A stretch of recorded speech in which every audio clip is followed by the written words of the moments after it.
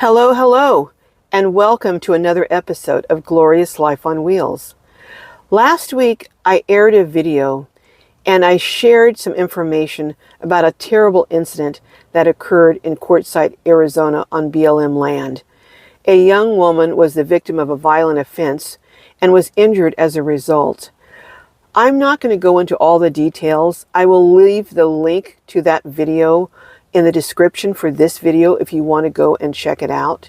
There was a truly tremendous response and outpouring of comments to that video, and so many of you expressed concern and wanted an update on what is happening in that matter. So in this video, I'm going to give that update, share with you what I know about the investigation based on a conversation I had with the chief of police for Quartzsite, and just share some other general information. Also, I want to let you know, for those who want to help, because many of you said you'd like to help the victim replace her window that was destroyed in the incident, and it is not safe for her to be driving around with her back window missing. Also, she needs to get her car detailed to try and get the rest of the glass out. Put some shatterproof film on the windows and maybe add a couple of motion detectors so she'll feel a little bit safer. But anyhow, if you'd like to help, you can go over to GoFundMe under Robert Davalos and donate. But let's go ahead and get started, and I'm going to share with you what I have as far as an update so far in this matter. Okay, as far as the update, as I previously stated, the information that I'm going to share with you was obtained through interviews with both the chief of the police for Quartzsite, Arizona, and also the victim in this matter. When I spoke with the victim, I spoke with her before speaking with the chief of police, she expressed a great deal of frustration. She felt that she was kind of getting the runaround and wasn't able to get any information on her case and the investigation going into her case. The ATV that was used in the crime against her turned out to be a stolen vehicle. I believe it was stolen from a Quartzsite resident, but I haven't substantiated that. But it was stolen and it was returned to the owners. So the victim informed me that she had gone down to the police station to try and get information on what was happening in the investigation. And although there were people in the police station, she believes employees, no one would come to the door to answer when she was knocking. Then she tried calling the police department twice, left messages with dispatch, and the officer who took her report was on duty, had not called her back. So finally she emailed that officer. And subsequent to emailing that officer, she received a phone call, but it was from a different officer. Now, there are two cases. There's the case on the stolen ATV that was reportedly used in the offense against her, and then there's the case regarding the offense against the victim here, the victim of the violent offense. And she got a telephone call from the officer who is investigating the ATV theft. She had specifically requested to speak with the officer who was investigating her matter, but for some reason didn't get a call back from him. Now, when she spoke with the officer who was investigating the ATV theft, he informed her that it had been, recovered, had been returned. And she asked, well, I need an update. What's happening on my case? Have there been any arrests? Have you identified the suspects? And according to the victim, and I'm looking at my notes so I get this accurate. According to the victim, she was told that the Quartzsite police don't communicate or give updates to victims. I mean, like, what? Again, I asked her, I said, could you repeat that?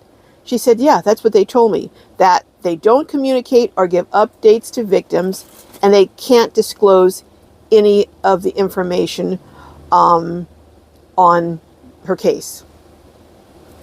So I'm like, okay, I was a peace officer for 20 years. 5 of those years, I was involved in the investigation. I was assigned to the investigation unit.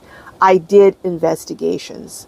So I know how investigations work, and I know that we do not keep the victims in the dark. Are there certain things that we keep from the victim? Yes. But as the investigation is going, yes. But we don't make it a policy to keep them in the dark. And I've never heard of any department in the country that has a policy not to communicate with a victim. I've never heard of such a thing.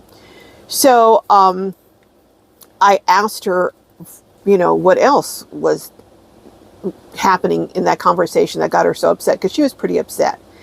And she said that the officer also told her that what she could do if she wanted information on her case was to contact the victim compensation or victim witness or victim assistance program. But he further told her, a quote, this is quoting her, "I don't know if your case would even qualify because it's probably just going to be a misdemeanor."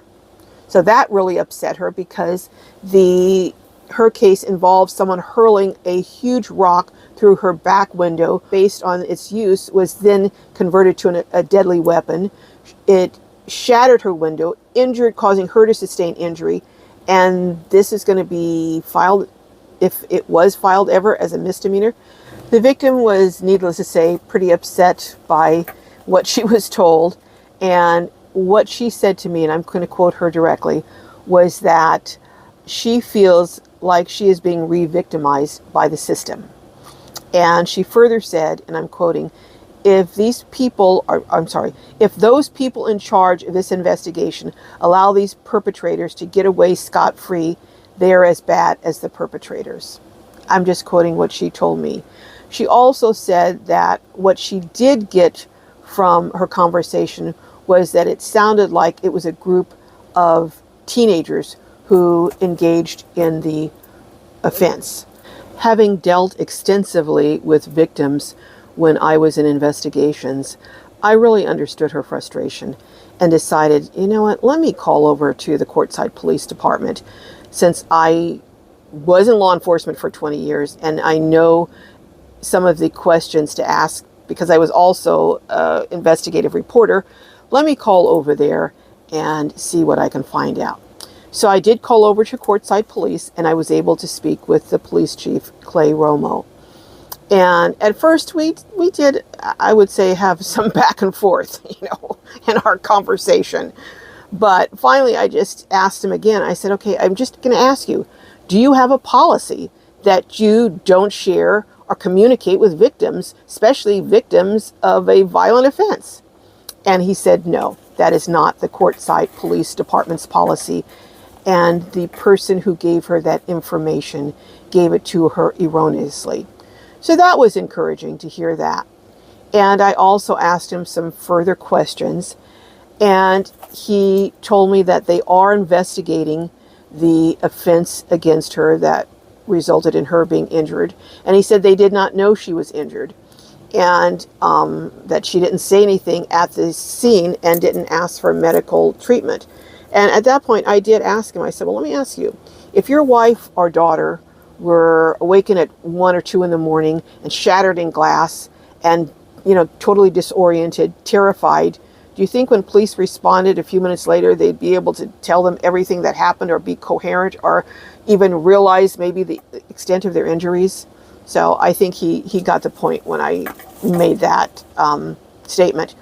But he did say that the victim can go in and she can give a report to any officer documenting her injuries. He also stated, and I do believe him, he stated that the police department is taking this matter seriously and that they are investigating it. And that was encouraging to hear because this was a serious offense. But I asked him, well, do you have any suspects? Have you done any arrests? And he informed me they have not made any arrests, but they do have persons of interest. And based on my conversation, I came away with the impression that these persons of interest were in fact juveniles. So he stated they are seriously investigating this matter, and I'm hopeful that they will be making an arrest. whether they're juveniles or not, this was serious. She could have been so much more seriously injured. Had she been sitting up, it could have hit her at the wrong place in her head. They could be investigating, as I told him, you could be investigating, instead of an assault, you could be investigating a homicide. And he stated and he acknowledged that this was a serious matter and that they are investigating it. And he stated that they have taken statements from numerous individuals at the campground at La Posa South and have looked at video footage for anyone who might have footage that would identify the culprits or the criminals that engaged in these activities, because she wasn't the only one, apparently, or reportedly, who had property that was damaged.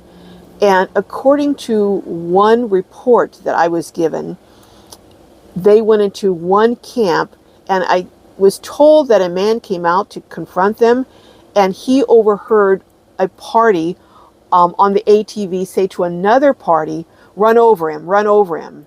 So these weren't people just out to do joyriding. I've heard that there were comments on Facebook saying, oh, you know, this was just joyriding, or other comments saying, well, you know, they've learned their lesson and they won't do it again. Well, you know what? No, they haven't learned their lesson, because they haven't gotten the appropriate discipline or appropriate punishment that's commensurate with the level of the offense or offenses. And until that happens, they won't have learned their lesson. Based on what the victim told me, she was told, as far as this case being considered a misdemeanor, I did ask the chief of police, you know, if an arrest is made, is this going to be charged as a felony? Because it sure sounds to me like it should be. And he said he would have to look up the Arizona statute. So I don't have an answer as far as that. Hopefully they will make an arrest in this case. I didn't think to ask him, and I'm kicking myself. I should have asked, and the victim can ask this. You know, since they have a person or persons of interest, have they brought those individuals in? It sounds to me like they're more suspects than merely persons of interest.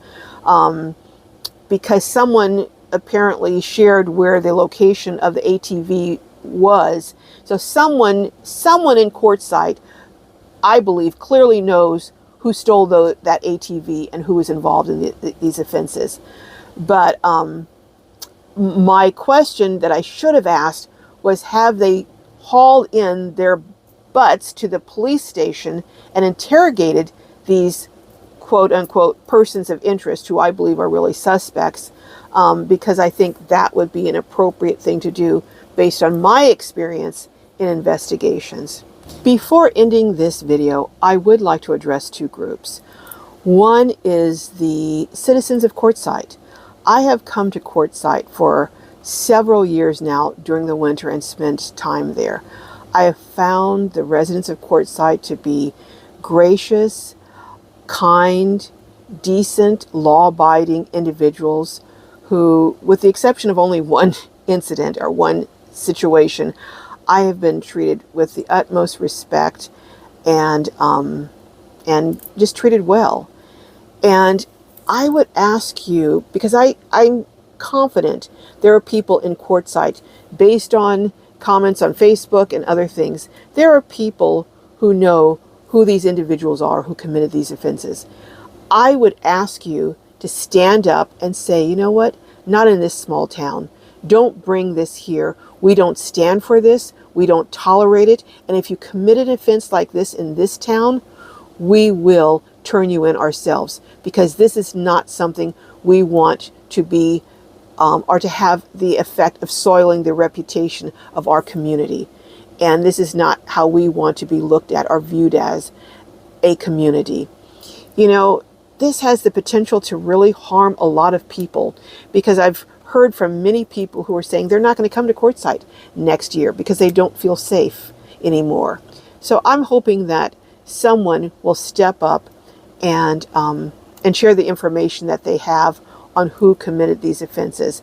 And the police chief did ask if there's anyone who has information on the identity or anything that can prove who committed this, please report it and share it with courtside police. The other parties I would like to address a comment to are, if these perpetrators were in fact juveniles, I'd like to address briefly the parents. I'm not going to make a statement that you're not good parents. That would be inappropriate. I don't know what kind of parents you are. But I do know this, that these individuals have committed a very serious offense. And I'm asking you not to enable them by minimizing it and hold them accountable. Because I'm going to tell you something. From my years of experience in law enforcement, if you do not at this level hold them accountable, in a few years, the only way you will be visiting them is behind bars at a state prison. So I'm asking you to hold them accountable. And if you have even a shred of decency in you, you will make this victim whole. You will pay restitution for her to have her window replaced, which is at least $500 from the quotes I've been told she's getting, and have her car detailed. That's the very least you can do if you're honorable individuals. If you don't want your name known publicly, you can donate through the GoFundMe that has been set up for the victim. I do have an idea and something I'm trying to put together that may help encourage someone to come forward and share the identity of these culprits and perpetrators of these offenses. But I'll share that in another really short video. Meanwhile, may your journeys all be filled with joy and blessings, and I will see you down the road. Till next time, bye-bye.